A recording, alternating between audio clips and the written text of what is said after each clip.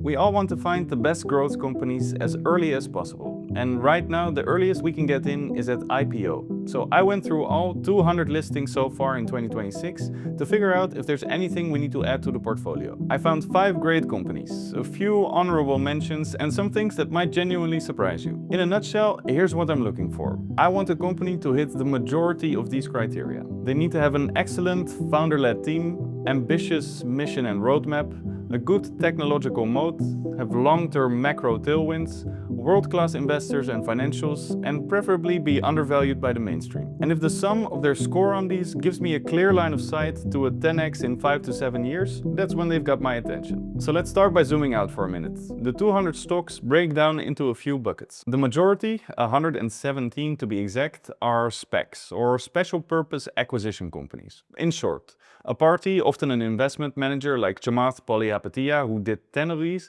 raises funds from investors and lists the bag of money on a stock exchange. The goal is usually to merge that entity with a private company, taking it public in the process. Way less complicated than traditional IPOs, for a bunch of reasons. And look, this isn't some niche corner of the market. 9 of our 15 portfolio companies listed by merging with a SPAC. Ava, IonQ and Oklo among them. As you can see here, the 117 SPACs so far this year are nowhere near the crazy 2021 levels, but it is a real step up from the past 4 years. My takeaway, there should be a strong pipeline of new companies for us to dig into soon. Next up, a bunch of pharma companies. Now, generally, none of these make it to the LIVICUS portfolio. It's just not my area of expertise. The notable exception being companies taking a generalized approach, leveraging new technology to build a scalable product rather than chasing one specific medicine. Think Nautilus or Recursion. So there might be 100-bagger pharma company hiding in that pile, but you're on your own for that one. Then there are 4 categories that won't shock you, since they're basically the hottest trends going right now. AI and robotics, energy, mining, including rare earth minerals, and space. And finally, a long tail of everything else. Out of all of it, 5 companies grabbed my attention enough to actually sit down and study them. I've also thrown a few honorable mentions in the description. They're not for me, but worth having a look if you're curious. We'll just start by getting the first one out of the way.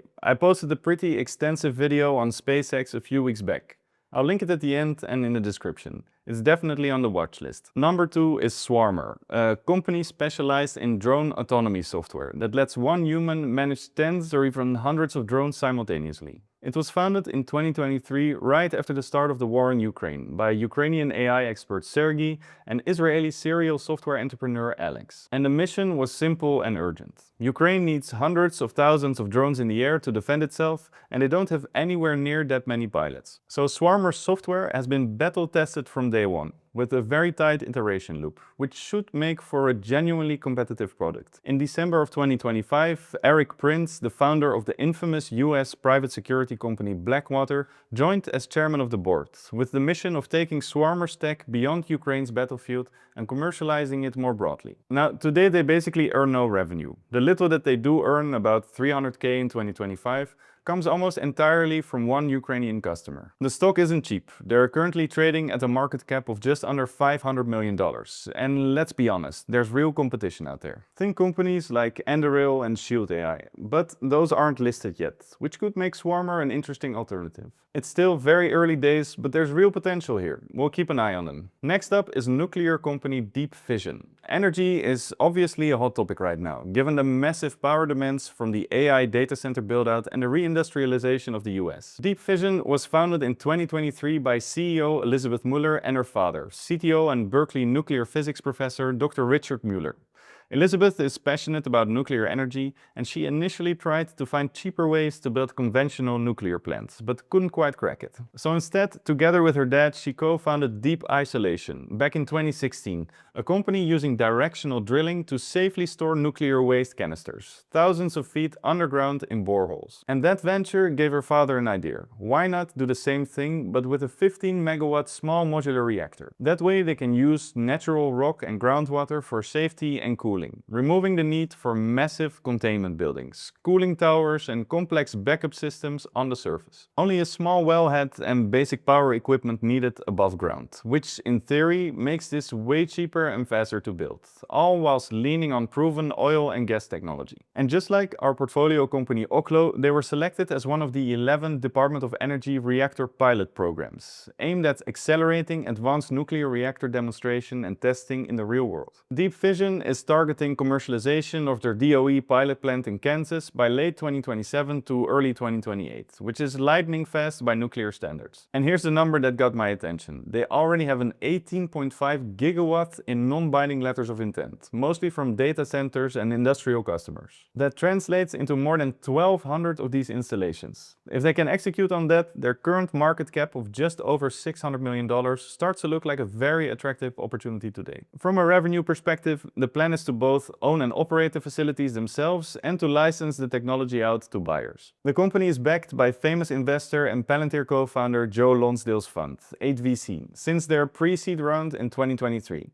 And they still hold over 8% of the shares after the listing, according to the proxy statement. That's a major vote of confidence. I took a small position here and will track their progress over the coming quarters, and will add if things keep looking good. Hey guys, I'm Thomas. If you're enjoying the video, let me tell you about LIVICUS. It's my personal open portfolio. I break down all my investments to give you ideas and knowledge to take your investment game to the next level. No hype, just research and news on awesome companies, brought to you in a no BS way. Let's navigate this market together. Subscribe if you're in. Next, we're switching gears with BitGo, a Web3 financial infrastructure company for institutions. I could make a whole video explaining what Web3 actually is, and maybe I should, but simply put, it's what many believe will be the next version of the internet. No longer centralized like today, where everything happens on company servers, think Meta, LinkedIn, YouTube, but rather decentralized, running on blockchain technology. Beyond the efficiency, availability and transparency gains that this could bring, purists like the fact that it rebalances ownership and power away from big corporations and back towards users and developers. Now, many investors believe finance moving on-chain will be the first truly massive real-world use case for Web3. Traditional finance is shifting because blockchain offers faster settlement,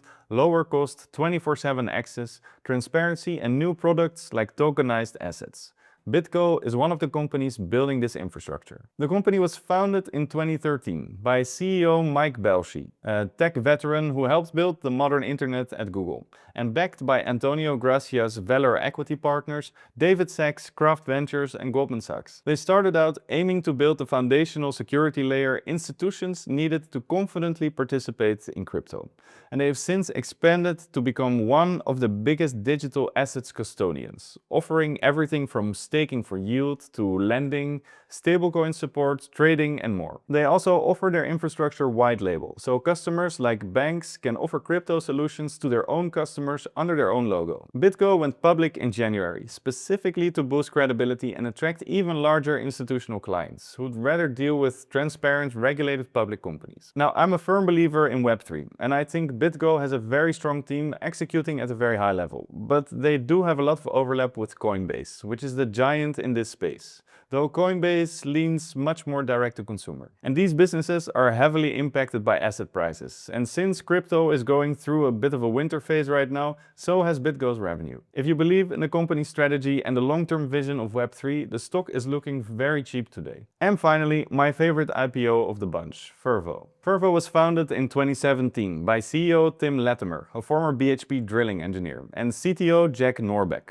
who holds a PhD in energy resources engineering from Stanford, to pioneer next-generation geothermal power. Tim discovered geothermal's potential whilst working in fracking. BHP passed on the idea, so he went and got an MBA at Stanford to develop the technology himself, teamed up with Jack and launched Fervo. Fervo adapts horizontal drilling and hydraulic fracturing from oil and gas to create what's called enhanced geothermal systems, or EGS. Instead of depending on rare natural hot water spots, they engineer artificial reservoirs, drilling long horizontal wells deep into hot rock and stimulating it to create water flow pathways. This dramatically boosts the heat extraction and makes geothermal viable in so many more places than it used to be. Here's how it works. Cold water goes down the horizontal wells, gets heated by the earth, comes back back up as hot water or steam to generate electricity, and then gets re-injected underground in a closed loop. Minimal surface impact. Fervo plans to develop, own and operate projects in standardized 50 megawatt blocks.